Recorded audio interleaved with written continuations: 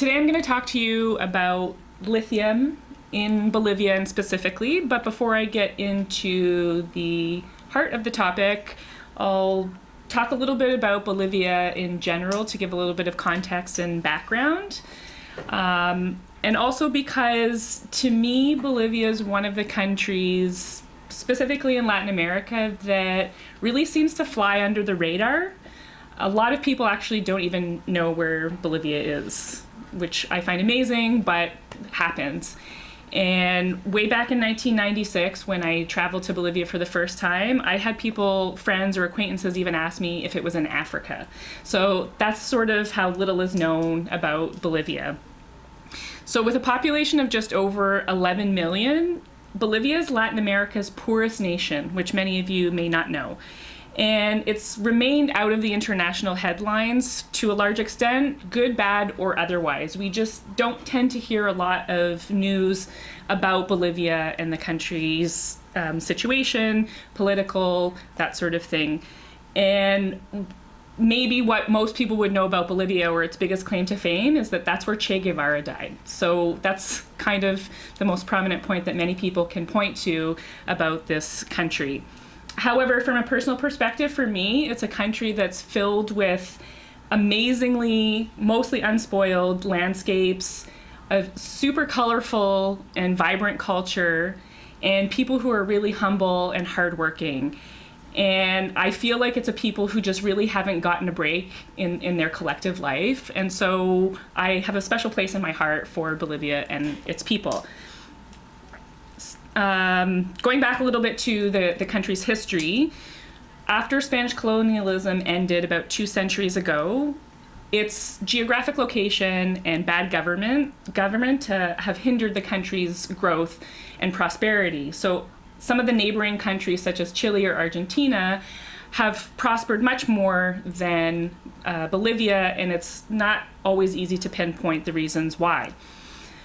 One of the reasons that its economic growth has been hindered is that it gave up its coastline with the Pacific Ocean in 1905 after it lost the war with Chile.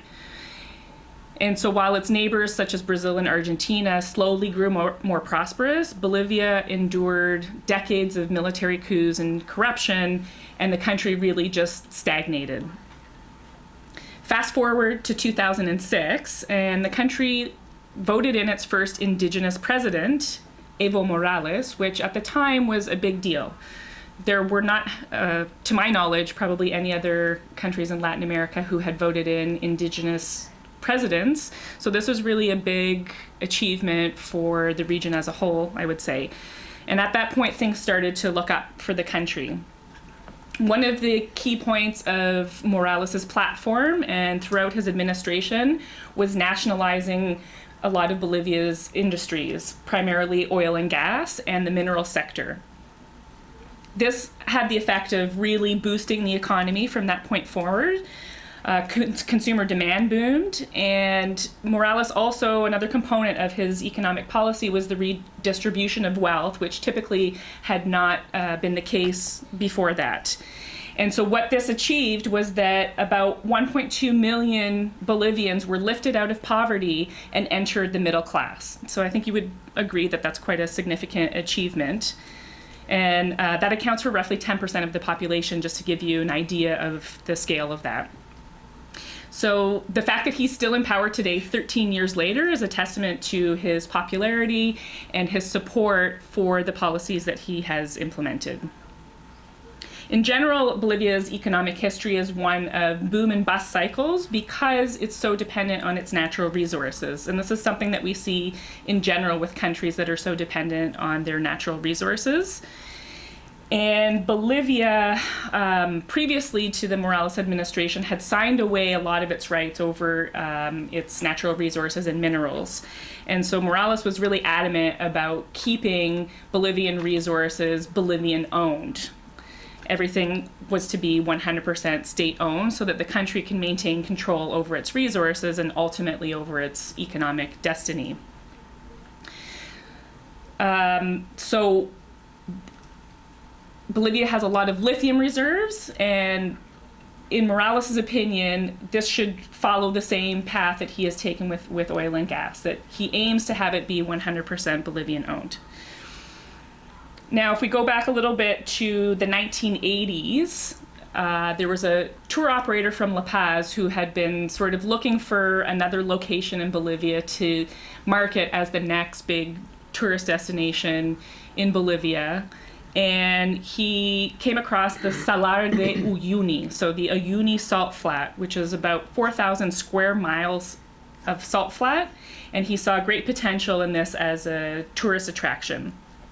So although today tourism accounts for only about 7% of Bolivia's GDP, in the region immediately surrounding the salt flat, about 90% of their economy is based on tourism to the area. So this is really important to keep in mind later on when we discuss the lithium reserves that are actually found underneath this salt flat.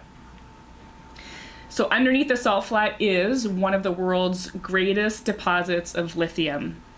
Some estimates peg this amount at 1/4 of the total on the planet. So just think about that for 1 minute, that there's 1/4 of all lithium reserves in the world underneath this one salt flat in Bolivia. So if Bolivia is able to exploit the lithium reserves that it contains in its own way, the country envisions lithium as its ticket out of poverty, essentially. And keep in mind that about 40% of the Bolivian population still lives in poverty. So lithium represents a really huge potential for the country going forward. The problem is whether the country has the capacity and the technical knowledge and skills to be able to extract, process, and then sell this lithium that it contains. Just one moment. So some of you might be wondering why it would be such a big deal to be able to extract all of these lithium reserves. And lithium right now is one of the more in-demand minerals on the planet. It's previously been used in some items such as heat-resistant ceramics or glass and industrial lubricants and greases. And interestingly, one thing that I discovered was that it's also a component of some antidepressants. So that's an interesting, but these were used in very small amounts.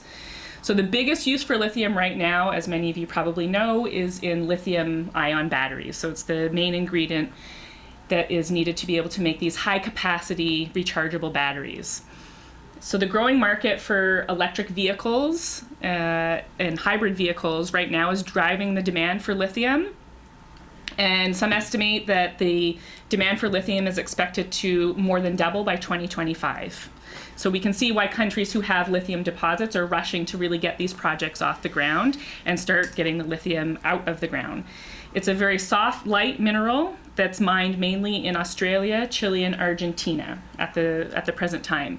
Bolivia has about 9 million tons of the mineral, but it's never been mined commercially. So they're on the production scale, very, very low down. However, they have very high reserves.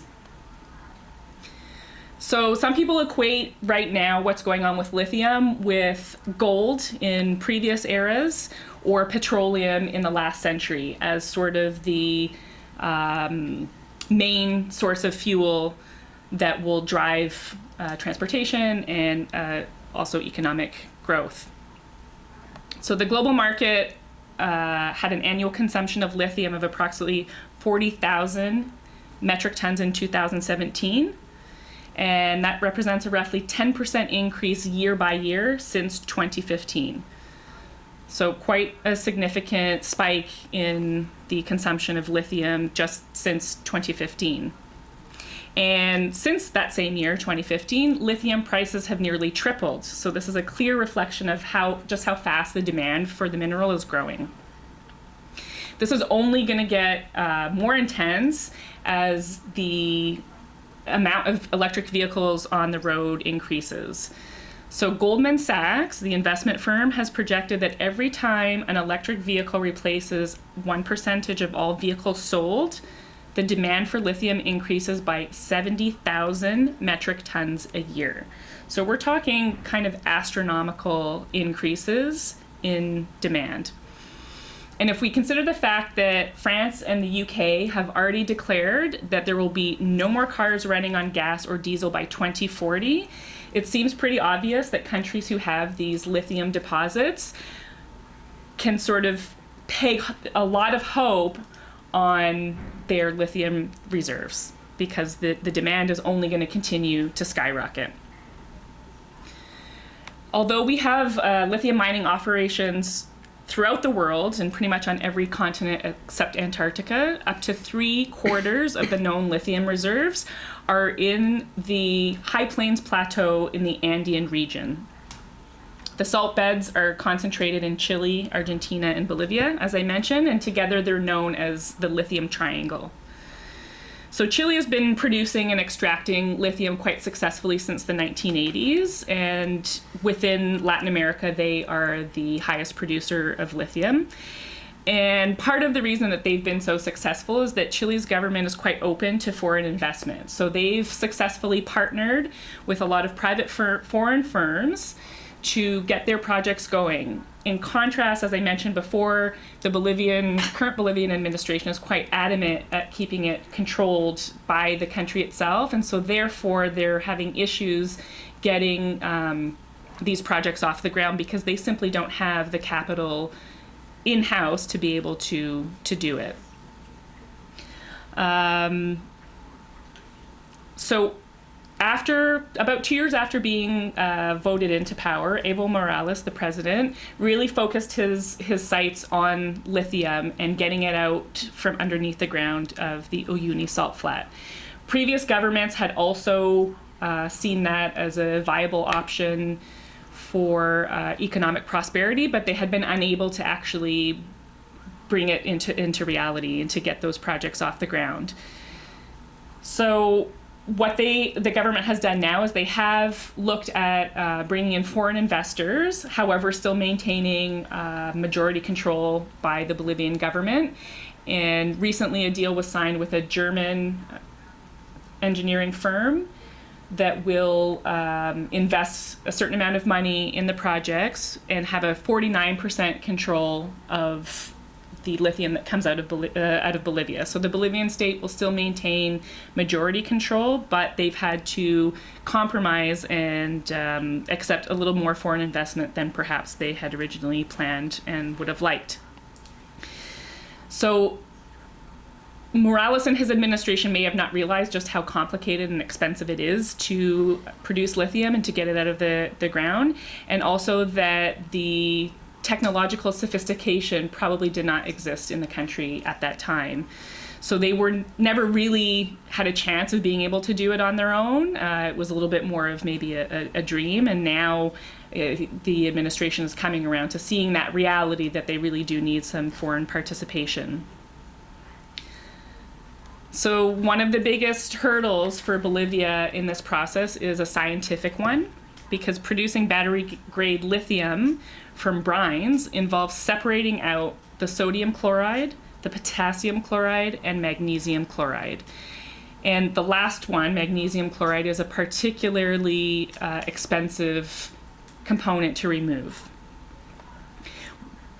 Something that further complicates the situation is that Bolivia receives quite a bit more rainfall than some of the lithium deposit sites in Chile and Argentina that are at lower altitudes. And so this can slow down the evaporation process. And just to really briefly explain getting lithium out of the brines, is that the brines are beneath the salt flats at quite deep depths. So the brine needs to be pumped up to the surface, and then they get piped into these settling ponds, basically evaporation ponds, where they have to sit for the other components to evaporate out, and then we can extract the lithium mineral from them. And this process can take anywhere from 8 to 18 months. So it's quite a lengthy process, and it's not a quick way to be able to get this out. And of course, a lot of space is needed to have these evaporation ponds as well. So they do have currently one lithium plant, which is in operation and has been producing lithium since 2013. But that's at this point, all that the Morales administration has to show for its efforts and its focus on lithium, even though they had promised that even by 2020 there would be quite extensive production of lithium and even production of lithium batteries within the country. So he's way off his projections. And one of the criticisms thus far is that despite his insistence that it be a Bolivian operation, very few people from the local communities are actually benefiting from even the plant that exists. So the one that is in operation, it's quite small, and it has about 250 employees, but most of those come from the capital city or from the next closest large city, Potosi, and very few are actually from the local community. And part of the reason is that there's limited jobs for unskilled workers, and this type of process really requires a high level of technical knowledge. It's still somewhat of a new field. It's not been extensively mined, so there's not a lot of widespread expertise out there about the processes of extracting it, and extracting it with the least environmental impact possible. Because people have asked, what does Bolivia intend to do with these huge heaps of magnesium waste that will be produced from the lithium production process? And so the government has mentioned that one of the uses for the magnesium waste, would be to de-ice roads. But it's kind of laughable to think about the amount of, I don't think there are enough roads in South America that need de-icing to be able to use up all of this magnesium. And also another key component in the extraction process is lime. And lime is also a huge environmental contaminant. So the Bolivian government has responded and said that they've developed a unique processing method that will reduce the amount of lime required, but they haven't really explained what that is. And apparently they've also had a lot of very junior engineers and sometimes even still university students working on these experimental extraction processes. So there's not a lot of confidence that they're going to be able to actually pull it off in a way that's both economically viable and environmentally friendly. Another huge environmental concern is the amount of water that's going to be required to separate out the lithium from the brine process. There's two rivers that flow through the Uyuni salt flat, but the local farmers are highly dependent on that water, and they grow quinoa. And Bolivia is the second highest producer of quinoa in the world after Peru. So this is, aside from the tourism industry that could be affected, which I mentioned is a huge component of the local economy, we could also see damage to the local quinoa growing, which is another big economic draw for the region.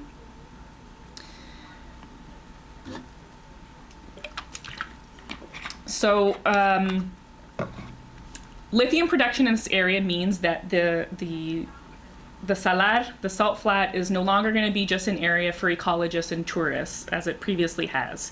That's really the main reason, or the only reason, that people went there, was to experience this natural, unspoiled wonder. It's, for anyone who's never seen pictures of it, just imagine an entire sea of blindingly white salt for as far as the eye can see. It's really quite spectacular and something to behold.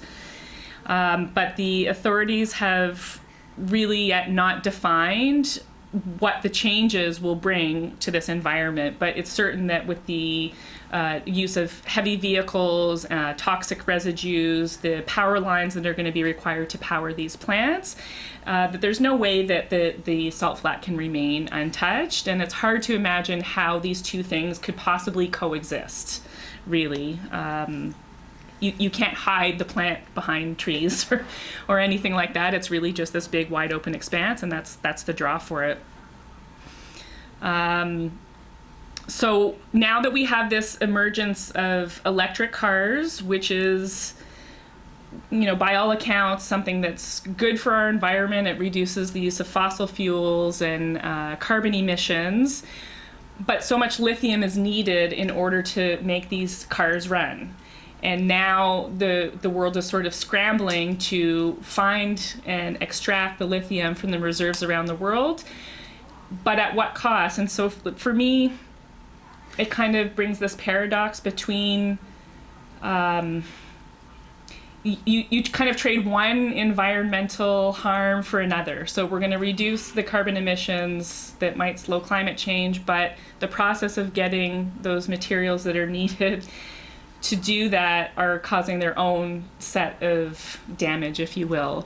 And it's also a big paradox for Bolivia itself, because the country desperately needs something to sort of lift it up. Like I mentioned before, such a large percentage of the population lives in poverty. And many people see it as their golden ticket out of poverty. Some Bolivians talk about it being the Saudi Arabia of lithium, that they really see themselves as being kind of or lithium as being the payload and their way out of poverty.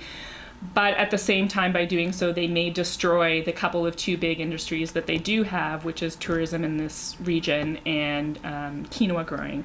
So for me, it's just a really interesting issue that's going on in the world right now, as we see the increase in electric cars and also even cell phones. All of our cell phones require lithium, and people have become so dependent on cell phones that we're going to continue to need a lot of this mineral, and it will be interesting to see how it plays out, and if they're able to avoid the same pitfalls that have happened with the mining of other minerals and metals that have been required. So hopefully you've learned a little bit of something about, first of all, Bolivia, and also about the crossroads at which it finds itself. Thank you.